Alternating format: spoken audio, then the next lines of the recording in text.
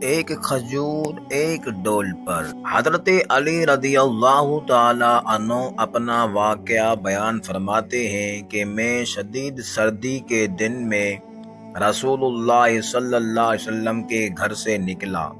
سردی سے بچنے کے لیے میں نے ایک صاف کی ہوئی خال لے کر اسے درمیان سے چیر لیا اور شگاف میں اپنا سر داخل کر لیا اور کمر کو کھجور کی رسی سے باندھ لیا۔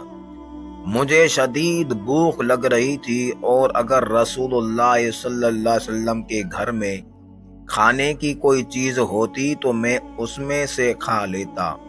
چنانچہ میں کھانے کی چیز کی تلاش میں باہر نکلا اور ایک یہودی کے باغ کے پاس سے گزرا۔ یہودی اپنے چرخی سے پانی کھینچ کر باغ سیراب کر رہا تھا۔ میں نے دیوار کے سوراخ سے جھانک کر دیکھا تو یہودی نے کہا، اے دیہاتی، کیا بات ہے؟ کیا فی ڈول ایک کھجور پر پانی کھینچنے کے لیے تیار ہو؟